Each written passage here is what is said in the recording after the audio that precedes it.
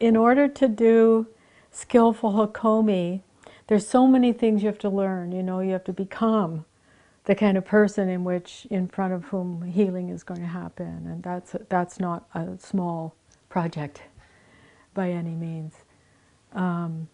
And there's all sorts of other things that we need to do. We have to be very keenly aware of our letting go of control. You know, if we think that we can control the process, we're just really going to interrupt the process. We have to, come on in, I'm just blabbing around away. We have to learn to be spacious. We have to learn to kind of rest in not knowing. And so if I begin a piece of work with you, I might know things about you, I may have learned things about you in our work together. And it's not like I'm going to forget all those things, or I'm not going to use those as resources, nor am I going to leave behind all the skillfulness that I've earned, and you know, and so on. But I have to really sit with not knowing what's going to happen. And the more I can do that, the more surprised and delighted I can be with whatever shows up.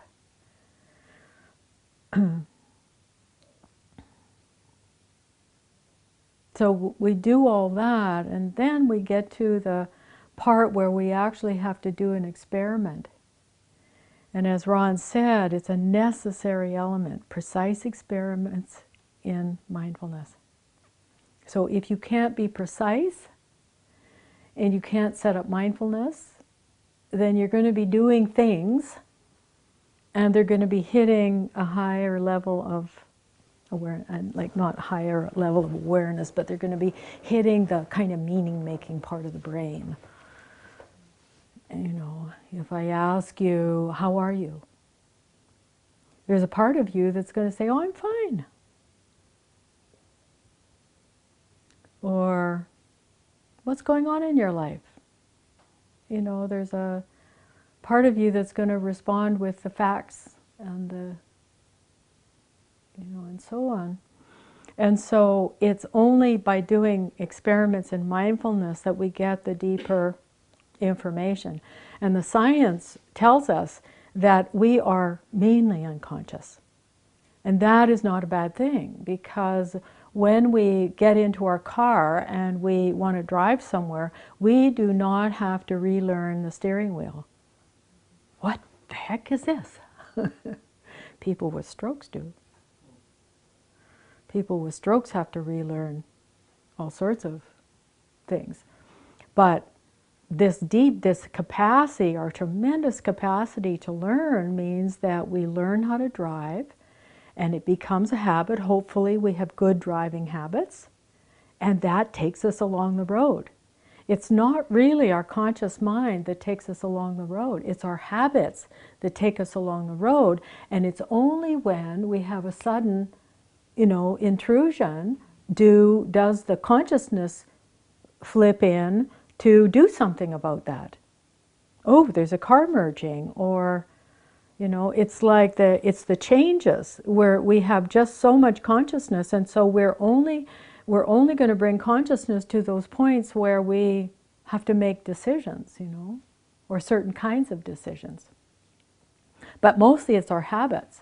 When we get up in the morning, I mean, how many of you have to relearn what your socks are for? Thank God you don't have to do that. And I think all, you know, really that's how the human brain works. We are learners. And so we learn something and we learn something, and pretty soon we get good at it. We get good at riding a bicycle. We get good at doing TV stuff. Like it's not, Terry's not relearning his camera. He's using all the habits, which means his learnings, all his learnings, to make it look pretty easy to catch the audio and video.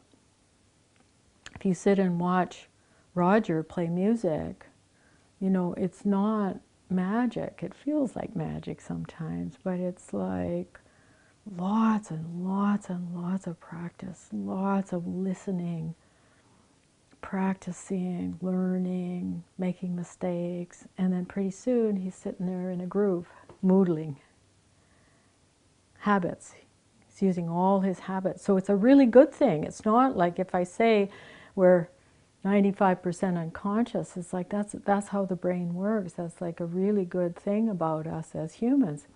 That where we get into problems is that we grew up in families where we learned what is love.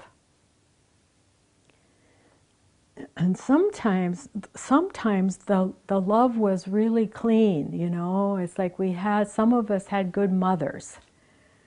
Some of us had mothers that just knew how to hold us and, you know, smooch us and rock us and soothe us and respond to us. Others did not. So you can imagine someone who grew up in the arms of a depressed mother, for example. Like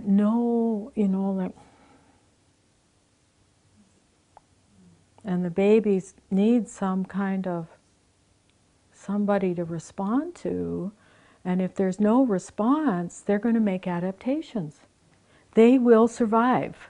They will probably survive in some way, but they will learn what to do in order to survive. They're an organism. And so if you find people who have had that experience, they're not all going to be the same. They will have learned, given their own genetic wherewithal, their own whatever they had, they're going to learn what is love. And it might be that they won't be able to tolerate any emotion. It's like, don't show any emotion, because that's like outside my zone of what a relationship is all about. Or they might be totally the opposite. They could be perhaps like highly unregulated.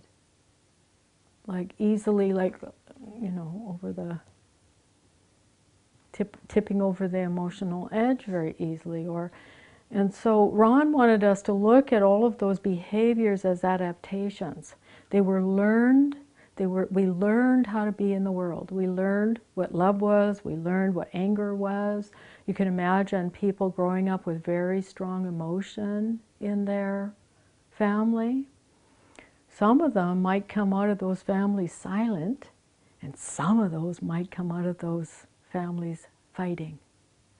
And so there's not like one way of adapting to the conditions that people found themselves in. But it's learned, and so in Hakomi we're untangling some of those learnings. We call them structures, deep structures, core material. We use all sorts of language to try and get around what are patterns of learning. Sometimes those patterns of learning, we all had early patterning. Clearly, we all were babies and went through early patterning. Some of our patterning, our significant patterning happened during our adolescence, and some of it carried on, and we had love relationships and various kinds of intimate relationships and so on. And so that's the subject of Hakomi, is the early and all the learnings that we have, all the experiences that we had.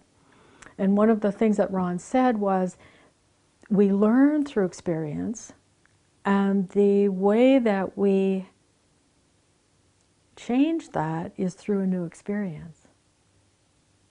It's only through a new experience. It's not through explanation. I cannot explain away your childhood. We can make sense of it. Like, I think that's very useful when the mind is able to put things in their place. But I think a lot of that information is carried deeply in the body, very deeply in the mind-body, spirit-mind-body organism. And so that's what Hakomi is after. And that's why precise experiments in mindfulness are so important, because you're tapping into those ways in which you just are in the world, the ways in which you think your way through the world, the way you see the world. And it's so deeply embedded that we're not going to get there necessarily through intellectual inquiry. Although there are methodologies that do that, and I've seen them, and they're very powerful. So I don't want to discount that.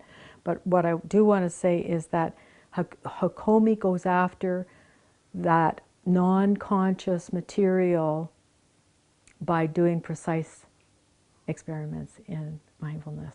And so you need to be able to pick up the data.